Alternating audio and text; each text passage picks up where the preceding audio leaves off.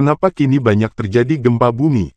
Karena harap atau gempa bumi sudah banyak terjadi. Ada orang yang meyakini itu terjadi karena adanya program High Frequency Active Auroral Research Program, yang disingkat HARP. Wallahu a'lam. Terlepas dari itu semua, Rasulullah Shallallahu Alaihi Wasallam telah mengabarkan bahwa tidak akan datang kiamat sehingga banyak terjadi gempa bumi. Hadits Sahih riwayat Al-Bukhari. Yang pasti kiamat akan terjadi.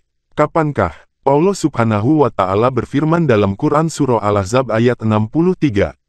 Ilmu tentang hari kiamat itu hanya di sisi Allah. Dan tahukah engkau, boleh jadi hari kiamat itu sudah dekat waktunya. Hanya Allah Ta'ala yang mengetahui kapan datangnya. Lalu kenapa Allah merahasiakan waktunya? Allah Subhanahu wa Ta'ala berfirman dalam Quran Surah Toha ayat 15 yang artinya, hari kiamat itu pasti datang, Allah rahasiakan waktunya agar setiap orang dibalas sesuai dengan apa yang telah dia kerjakan semasa di dunia. Allah Subhanahu wa Ta'ala berfirman dalam Quran Surah Al-An'am ayat 51.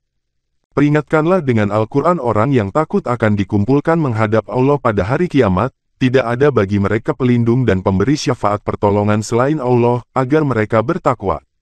Jadi yang Allah firmankan dalam surah tersebut, yang dapat memberi syafaat pertolongan hanyalah Allah semata. Dan apa yang harus dilakukan agar Allah senantiasa menolong kita? Allah Subhanahu wa Ta'ala berfirman dalam Quran Surah Muhammad ayat 7. Wahai orang-orang yang beriman, jika kamu menolong agama Allah, niscaya Dia akan menolongmu dan meneguhkan kedudukanmu. Jadi yang masih ingin ditolong Allah, yuk beramal solih lagi di dunia tempat terakhir beramal ini. Perbanyak bekal akhirat semasih Allah beri kesempatan hidup di dunia yang pasti akan ditinggal ini.